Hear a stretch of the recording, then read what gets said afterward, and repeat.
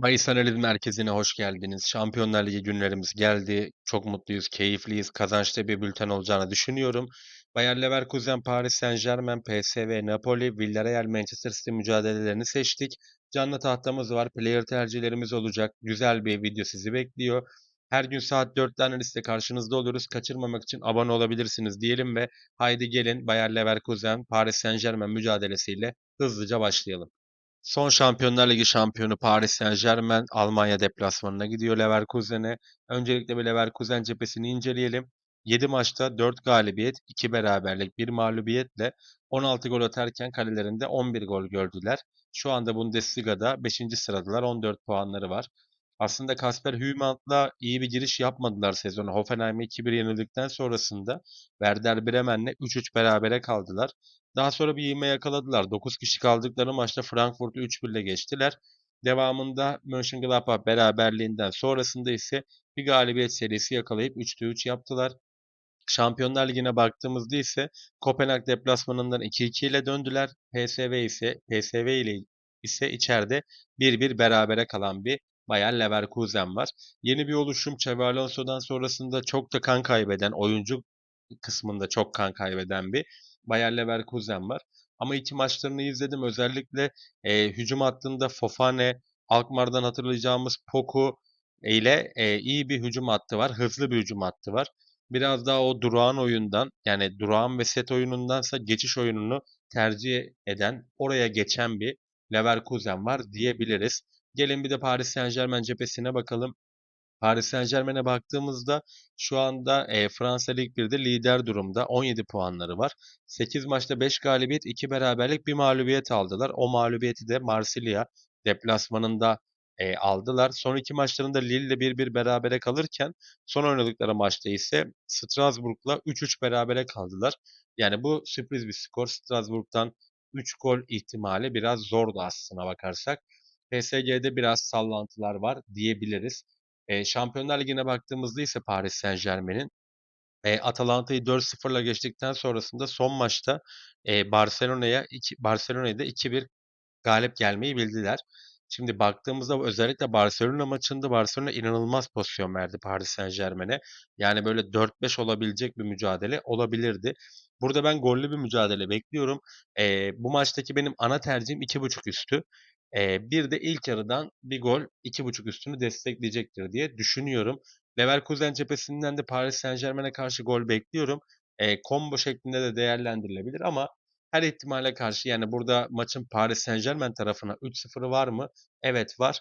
O yüzden 2.5 üstü ideal görünüyor benim nezdimde. Bu maçtaki ana tercihim gollü bir mücadele olacağı yönünde olacak. Hadi gelin Almanya'dan Hollanda'ya gidelim ve bakalım Napoli deplasmanda neler yapacak. Kıran kırana geçmesini beklediğim mücadelede PSV son İtalya şampiyonu Napoli'yi ağırlayacak. Öncelikle bir PSV cephesine bakalım. PSV'ye baktığımızda Eredivisie'de lider durumda. Feyenoord'la aynı puanları var. Feyenoord'un bir maç eksiği var.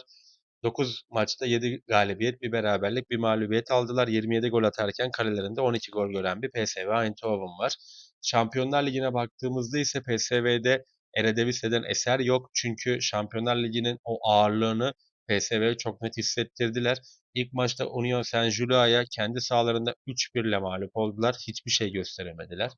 Bayer Leverkusen deplasmanında ise 1-1 beraberlikle ayrılan bir PSV vardı. Yani Eredivisie performansıyla Şampiyonlar Ligi performansı arasında dağlar kadar fark var. Bu da seviyenin ne kadar farklı olduğunu hepimize gösteriyor aslında. Napoli cephesine baktığımızda Napoli de şu anda Serie A'da lider durumda. Yani Roma ile aynı puandalar, 15-15. 7 maçta 5 galibiyet alan Napoli 2 kez sahadan boynu bükük ayrıldı. 12 gol atarken kalesinde 7 gol gören bir Napoli var.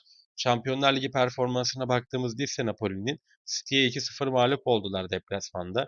Daha sonrasında kendi sahalarında Sporting Lisbon'u 2-1 ile geçmeyi başardılar. Aslında iki maçı da beklenti olarak sonuçlandı. Benim bu maç özelindeki ana tercihim ise PSV hücumu seven bir takım ve kim olursa olsun o hücum varyasyonlarından vazgeçmiyor oyun planından Peter Bosz. Napoli ise geçişi çok iyi oynayan bir takım. Özellikle Lobotka'nın orta sahayı toparlaması, Kevin De Bruyne, Scott McTominay, forvetteki Højlund'un formu etkin olacaktır bu maçta. PSV hücum yaptıkça Napoli geçişten pozisyon bulabileceğini düşünüyorum. Bu maçta da bu verilere dayanarak iki takımın da minimum ağları birer kez sarsacağını düşünüyorum. Maç özelindeki ana tercihim karşılıklı gol var. Alternatifi ise ilk yarıdan ortaya bir gol sesi duyacağımız yönünde olacak. Her gün saat 4'te analizde karşınızda oluyoruz. Kaçırmamak için abone olabilirsiniz diyelim ve haydi gelin son maçımız olan Villarreal Manchester City mücadelesine geçelim. Sarı Denizaltılar Manchester City'yi ağırlayacak. Öncelikle Villarreal cephesine bakalım. Bu sene oyununu sevdiğim bir Villarreal var. Baktığımız zaman şu anda Barcelona Real Madrid hegemonyasının arkasında üçüncü sırada. 9 maçta 5 galibiyet, 2 beraberlik, 2 mağlubiyetleri var. 16 gol atarken kalelerinde 10 gol gördüler. Şampiyonlar Ligi performansına baktığımızda ise Villarreal Tottenham deplasmanında 1-0 sahadan mağlup ayrıldılar. Daha sonrasında Juventus'ta kendi sahalarında 2-2 berabere kaldılar ki 2-0 öne geçtikten sonrasında biraz oyunu tutamamanın bu Şampiyonlar Ligi tecrübesizliğinin kurbanı oldular diyebiliriz. Manchester City cephesine baktığımızda Guardiola biraz daha işleri yoluna koydu diyebiliriz. Sezona Wolverhampton'ı 4-0 yenerek başlamıştı City.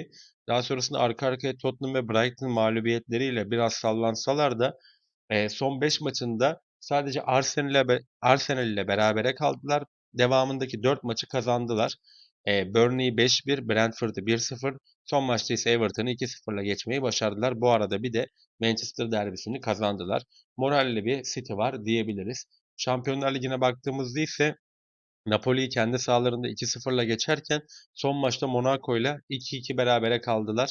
Haaland çok formda. Gol bulan bir City var. Haaland iyiyse City iyi mantığı devam ediyor. Reinders artık iyice takıma oturdu. O da Haaland'ı beslemeye başladı. 9 Savinho ile çıkıyor bu aralıkta. Ve Phil Foden'ı oraya bırakıyor. Yani biraz daha derli toplu bir City görüyoruz diyebiliriz geçen yıla nazaran. Bu maç özelindeki benim ana tercihim ilk yarıdan bir gol sesi duyacağımız yönünde olacak.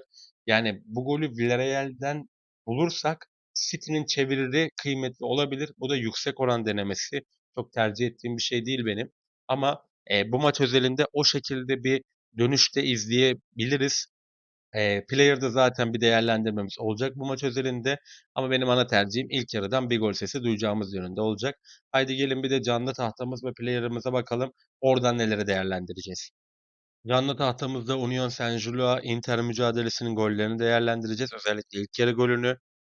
Arsenal Atletico Madrid mücadelesinde ikinci yarı golü takip edeceğiz.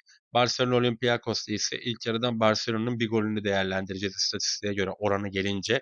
Player tercihimize baktığımızda ise Erling Haaland çok formda. Boş geçmiyor. Haaland'ın bir golünü bekliyorum. Hani Erling Haaland gol atar tercihi değerlendirilebilir. O kadar eksiği olan Barcelona'da parlayan bir yıldız Marcus Rashford var. Burada da Olympiakos karşısında Rashford'un ağları minimum bir kez sarsacağını düşünüyorum. Ya her gün saat 4'te analizde karşınızda oluyoruz. Kaçırmamak için abone olabilirsiniz. Yarın saat 4'e kadar kendinize çok iyi bakın.